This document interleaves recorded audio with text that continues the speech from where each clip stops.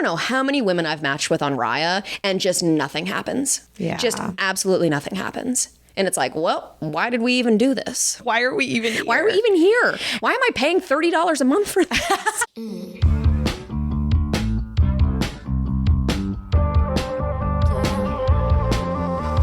Welcome back to Made It Out. Thank you so much for being here another week with us. We're so grateful for the community that we're building. A few housekeeping notes up front. Anybody who wants to maybe be on the podcast, tell us your story, or submit advice, please submit through our website. And also, the biggest way to help us, a startup podcast, is to rate, review, and subscribe on Spotify or Apple or wherever you get your podcasts. Today's episode, I'm so excited for. We've gotten so many requests. You guys want to know how to date, how to hit on girls, how to pick up girls. So we thought, who else would we have to do this subject than our friend who's been on quite a few dates? You could put it that way. A lot of fucking dates. A lot of fucking dates. Even went on a celebrity dating TV show. I did do that. Jordan Harvey. Hi, Mel.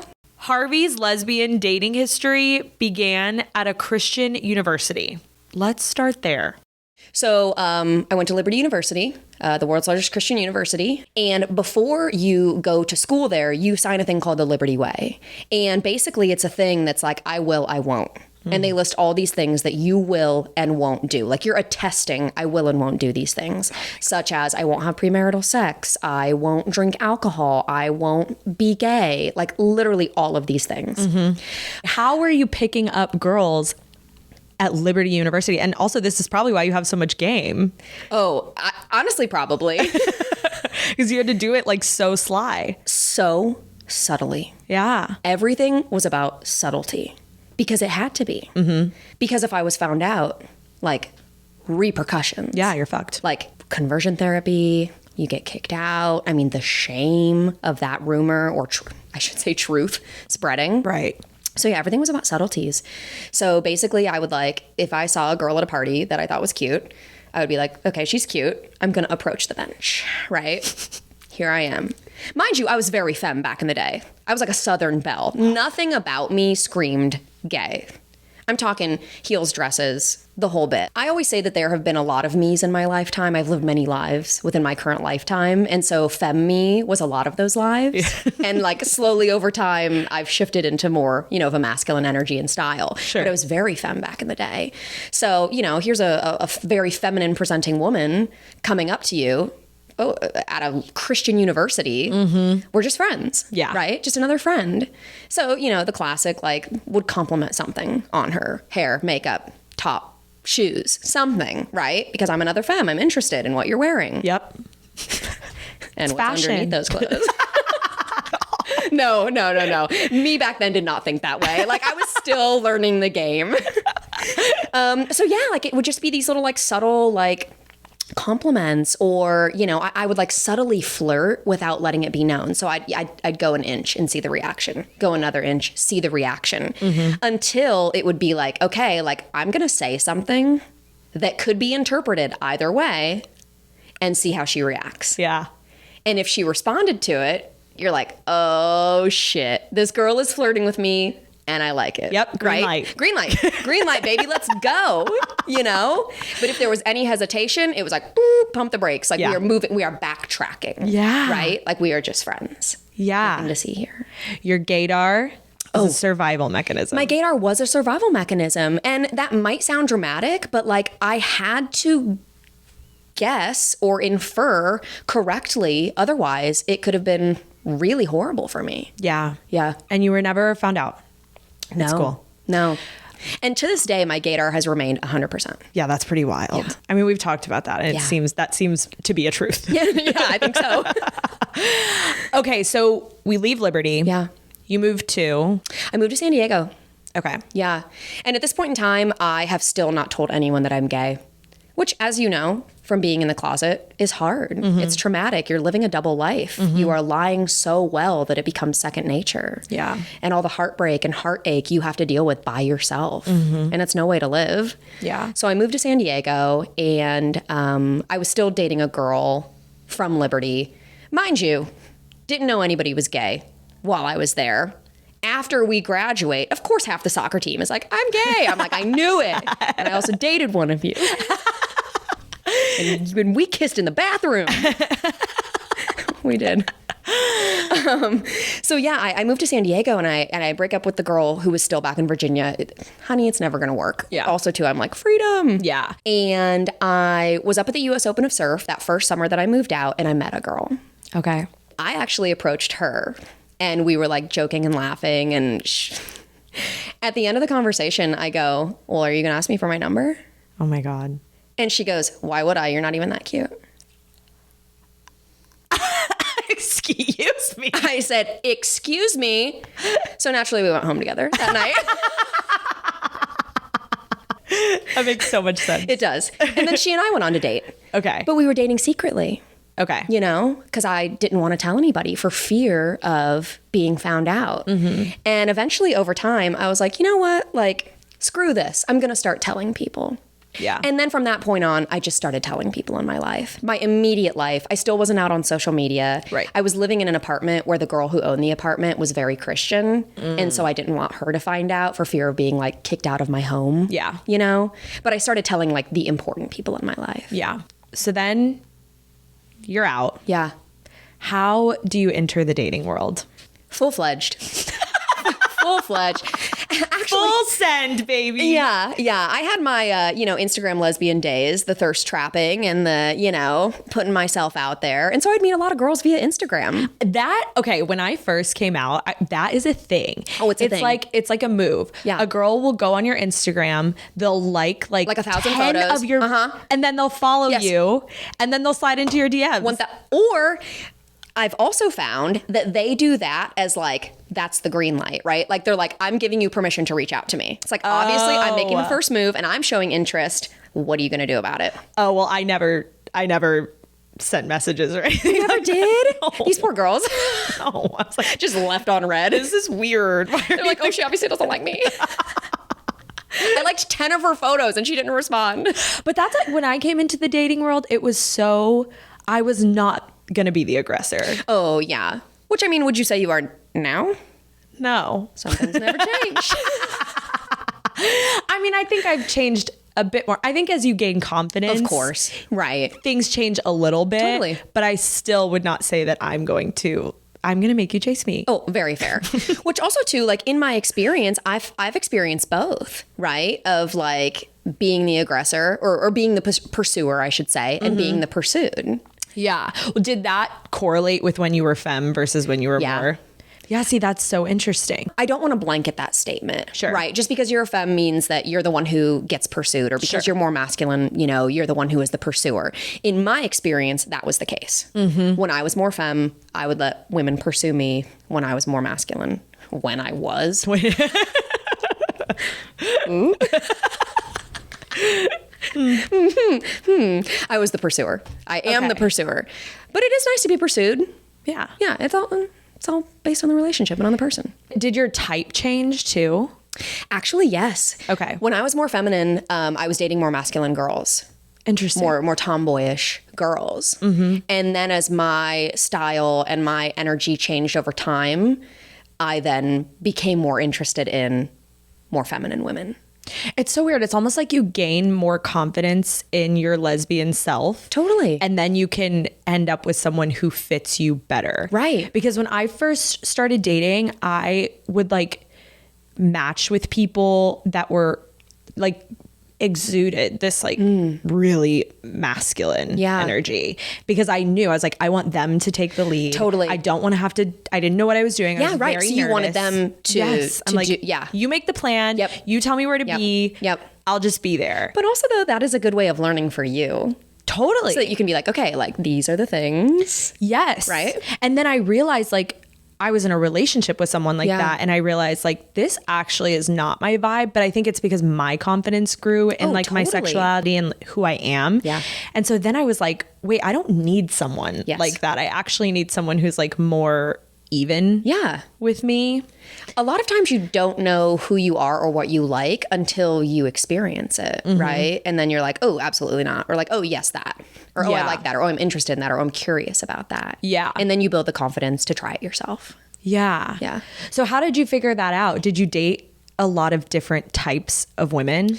For sure. I think, you know, when I first started dating, I was just excited to be dating women, right? So when I was on apps, I was just like, okay, what's this person's vibe? Like, do I think they're cute? Do I think they said something funny?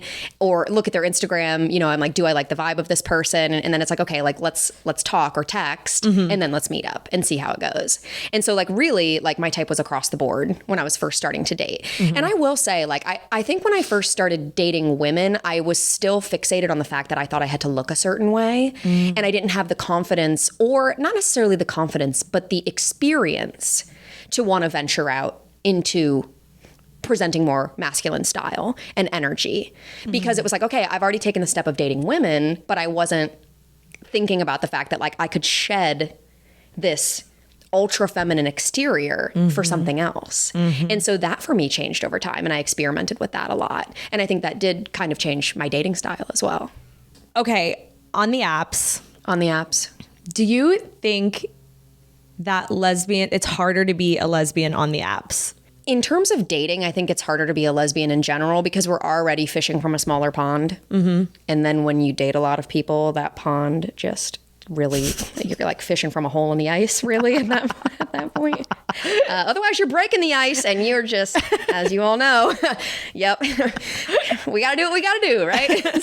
So, I think it can be difficult, especially too if you're new to dating women and you're a woman, right? Because you might not have that confidence of like, ooh, I'm confident enough to make the first move. Right. Or maybe you have these predetermined notions of like, they should make the first move. Like, why should I make the first move? Okay, well, who should make the first move?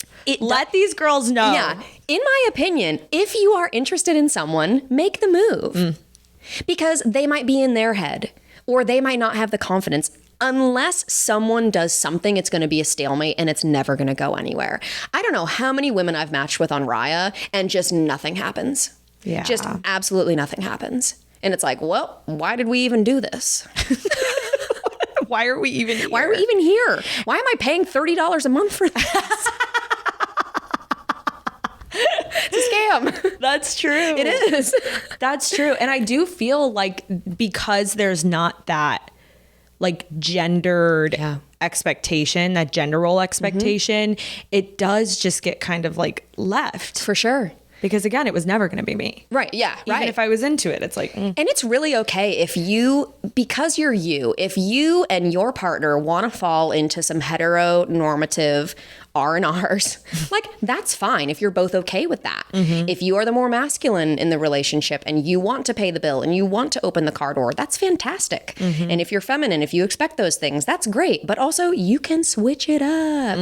You know, as much as it's nice to open the door for my girlfriend, it's sometimes nice to have the door open for me too. Right. You know, just because you present a certain way or you have a certain type of energy doesn't mean you don't want the same things. Yeah. And I think it's so hard to get out of that. Totally. Like making a switch from dating men to dating women. Oh, big time. It's hard to get out of those norms. Right. Of like, yeah, I'm just used to this happening for me. And then you actually have to put thought behind your actions and like what you're doing. It makes you think about it because it leaves you with so many question marks. Who pays the bill? Who invites whom out? Who drives? Who, you know what I mean? Who does this? And I think we really work ourselves up about it. Yeah, totally. Like we get so in our heads about like who should be doing what. And it's just like, it doesn't matter. If you want to do that thing, do that thing. Yeah, it's kind of fun in that way. Totally. It's like a little more dynamic. Yeah. Yeah, it's not so like everything is expected and you know how things are going to happen. Right. There's like no rules, so you get to make your own new rules. I love that you say that because one of my favorite things to say is actually the Outback Steakhouse slogan. No rules, just right. I love a blooming onion.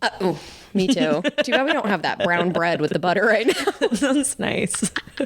But no rules, just right. Yeah. Like really, there are no rules. Like just have a nice time. What was the hardest part of being new to dating women? so many unknowns, right? Because you're still, at least for me, I was still figuring myself out and who I was and where I stood, and having people in my life who were very accepting of the fact that I was gay and having people who were very not accepting of the fact that I was gay. And so not only dealing with that, but moving across the country to a new state, to a new city, to a new job, dealing with essentially the blowback of me coming out while also simultaneously trying to date. It's a lot to navigate. Yeah. You know? So all the unknowns. Yeah. All the pressure almost. Yeah. It's kind of a complete reset. It is. On everything. And it really does make you look inward and go, okay, hold on. Like, what else have I been ignoring or doing wrong? And then, yeah, you're right. On top of just the nerves of being kind of like the new kid in school. Exactly. Yeah. And you're like, okay, where do I even start? Right. Who do I talk to? And if you don't know anyone who's gay, or if you don't have any resources, like, you're especially hung out to dry. Yeah. You know, like, in college, I had no resources. I didn't know any gay people at Liberty. Yeah. I knew no one gay at Liberty. And I couldn't know anyone gay at Liberty because then they would know that I was gay. And that was a no-no. I think, like, even just before dating, it's like, find a gay friend. Yeah, find one really gay help. friend. Because just to ask these questions to, it's like so helpful. Or For the sure. internet. Listen to this podcast. Or you could listen to this podcast. Yeah. The other hard part about being new to dating women and not really having any gay friends is, where the fuck do you meet lesbians? Yeah. And especially because, like, I hate the apps. I did not like them. They weren't really like my go-to. They made me really uncomfortable, especially when you're in like this shaky time with yourself where you're not necessarily feeling the most confident maybe that you ever have. It's like, I don't necessarily want to go and now put myself out there and meet a stranger for possible rejection. Totally. Yeah. It puts you in a really vulnerable position. Yeah. Which I think is why we use things like the apps and like Instagram and now TikTok to like approach people, because we feel a bit safer behind our screen. Yeah. Right? It's not us out at a bar approaching someone. Which, yeah, I mean, so meeting women via the apps. I'm currently in a relationship, so I'm not using these apps at the moment. But as you can see, I currently have a folder called Ladies. Oh, my, with the S is a money sign, The S baby. is a money sign, baby. But as you can see, I have a variety of apps on here. You were on the apps. I was on the apps. Yeah, no longer on the apps. Okay, favorite app. My most successful app was Hinge. Okay. Yeah. Why do you think that is? I don't know. Okay. I really don't know. It's not my favorite interface. Like, it's not, in my opinion, the best UI UX. No shade to Hinge. But from a like success rate of actually like going out and meeting people IRL, it was Hinge. Okay. Yeah. But yeah, I mean, when I first started dating, it was the apps and it was Instagram. And that's really where I met women. How did you find friends dating? Yeah, pretty much. I mean, don't get me wrong. Like, there was a long stretch of time while living in San Diego that I didn't really have any gay friends. And I mean, even when moving to LA, it wasn't really until I met you guys. Like, summer of 2020, I always say, is like the year that I met all the lesbians. Because that was really when it was. Yeah. You know, it's difficult sometimes to make and to meet queer friends. Yeah. I mean, even sometimes, like, you know, like when you date somebody, it doesn't work out, but you can find a friend from that. Yeah. How often do two lesbians date each other, even to the point of like dating each other, and you're like, actually, we're just friends. Yeah. And then you remain friends. I mean, quite common. The web is The web. tangled. The web is tangled. Okay. Another problem that I had when I was first coming out is I'm super femme presenting. Still am, but used to be like way more. Even more so. I mean, Texas. yeah, big blonde hair. Yeah. I had huge fucking boobs. Oh, right. Yep. We all remember those. Same. yeah, we do have that in common. Boob sisters. Yes, we've both had reductions. We sure have. And so, yeah, super femme presenting. Yep. Nobody is looking at me thinking I'm gay. They are not. I literally went out and got a rainbow tattoo on my hand. Yeah. Because I was like, nobody would believe me. I'm gay. No, Yeah. I really am fucking gay. But I always struggled with, how do I let the girls at the bar know? Yeah. Like, here I am, hit on me. Right. I am acutely aware of the feminine struggle in this regard because I was there before, right? So I totally get it. When you are more masculine presenting, sometimes there's less of a doubt or even no doubt that you're probably queer. There's a high chance that you're probably queer because you're presenting in such a way. But when you're feminine, it's extremely difficult. So when you're more feminine, you have to be confident, right? Because unless you're specifically at a gay bar, if you're just out at a bar, like women may not approach you, depending on the woman. Yeah. You know, I've definitely approached straight women at straight bars because I'm like, the worst they can say is no. Yeah. The best we can do is be making out, you know? So you got to shoot your shot. But it's all about confidence. It's all about just being willing to have a conversation, just strike up conversation. Yeah. Because at the end of it, it doesn't have to equate to anything. You could just have a nice time with a stranger, right? Or it could be the love of your life. You have no idea. But it's all about having the initial conversation, just talking about anything. Like I mentioned earlier, like, I love your top, or your makeup looks really nice, or be so bold as to, can I buy you a drink? Right? And then it's kind of the same strategy. I hate to say strategy because it sounds gamey, but when you don't know, it's starting to flirt a little bit and seeing the reactions and flirting more. And it's about the subtle touches, the light hand on the low back. Yeah. Or, you know, like the hand on the hip, or, you know, touching knees. Like your body. When I say like where your feet are pointing. Yes. It, like, you can look at someone's feet and see where they if they're interested or not. Yeah, exactly. It's about body language. It's about those subtle touches. I do feel like that comes as your confidence grows. 1000%. Because I feel like if I had to, oh God forbid, if I had to go back out there, I feel like now I would be able to do it because I'm way more confident in myself as a lesbian Definitely. woman. For sure. And like where I fit in the community. Yep. So I do feel like the more you do it, the more you date and get Yeah. the awkward kind of uncomfortable Right. moments out of the way. Right. You're going to get Practice there. makes perfect. For real. I mean, as with anything. Yeah.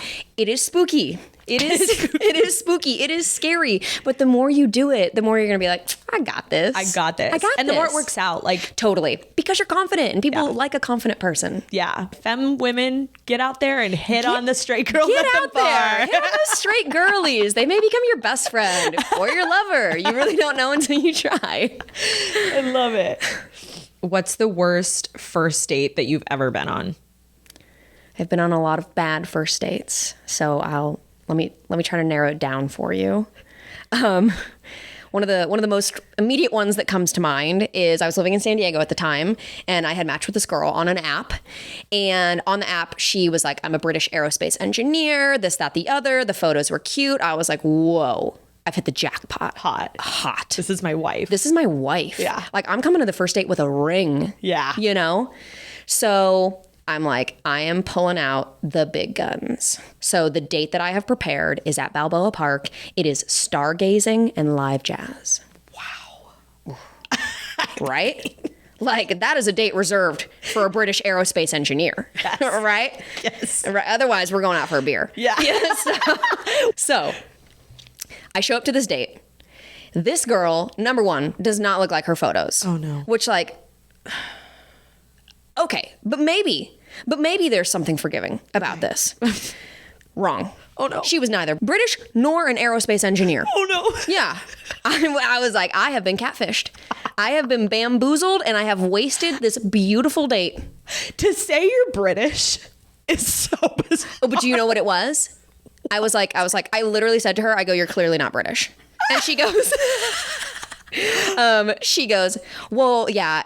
But I studied abroad for a few months, so I picked up the accent. And so she was one of those. Oh, and also career-wise, she investigated tax fraud. That is a big jump from Aerospace engineering. Yeah, no, I was sorely disappointed. And when the bill came, she did not make a move. I was like, oh no. you're welcome, see you never.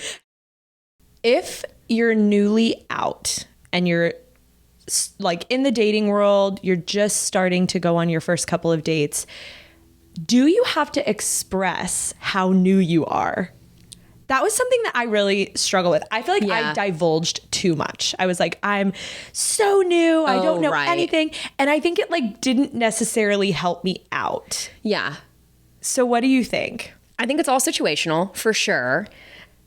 I don't think that you necessarily have to come out the gate being like, I've never done this before, right? Because that could be like, ooh. Right. Like, and I've had girls who, and again, this is so situational.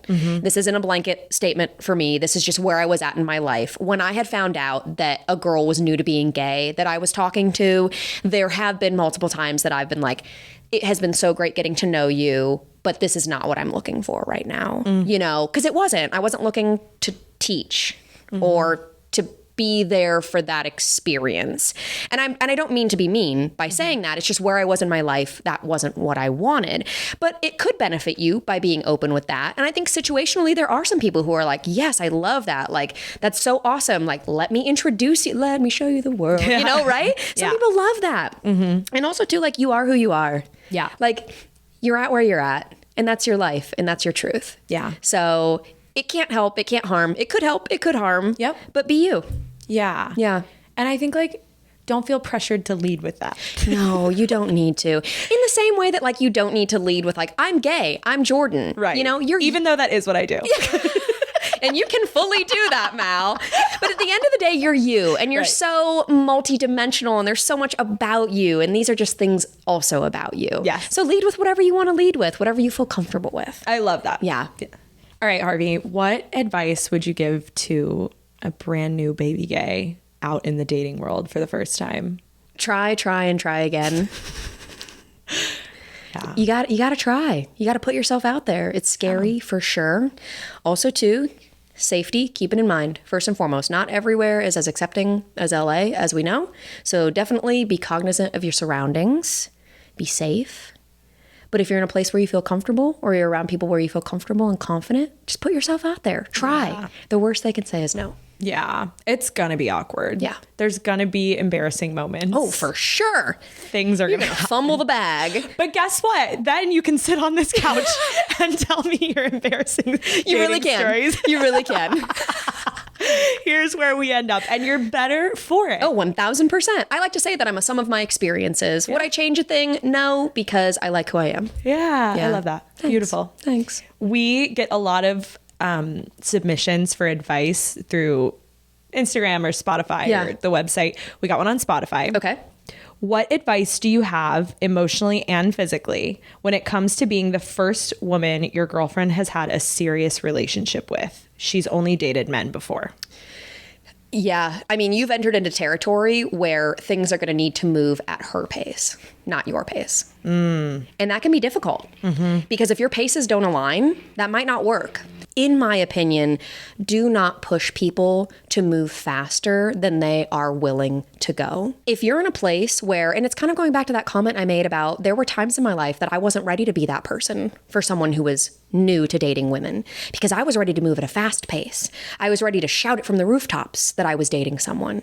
You know, if you are dating someone who is new to dating women, you really kind of have to defer to their pace, emotionally and physically. Yes. And not to like put so much pressure or scare you, but that is like a very powerful position. It is.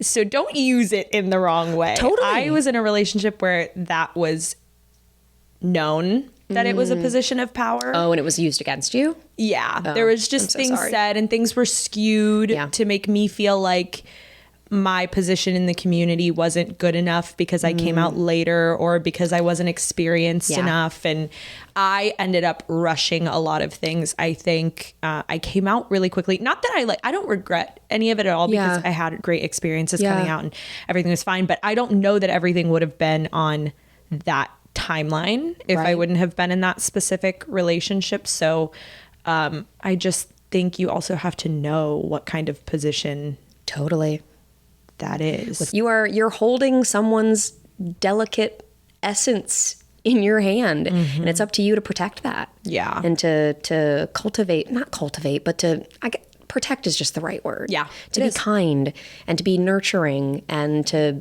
be a shoulder to cry on, to ask questions to, you know. And if you're on the other side of that, really check in with yourself. Oh, yeah. On who you're doing things for. Yeah. If the decisions you're making or maybe the timeline you're in or on is what is best for you and what you truly want. Definitely. Yeah. And that's a reality too. If it's not good for you as well, like maybe that's not the relationship for you on both sides. Yeah. Thank you so much for being here, Harvey. Thanks for having me, Mal. Cheers. No rules, just right. Outback Steakhouse. Outback Steakhouse. Also, Jordan Harvey. Thank you so much for listening to today's episode.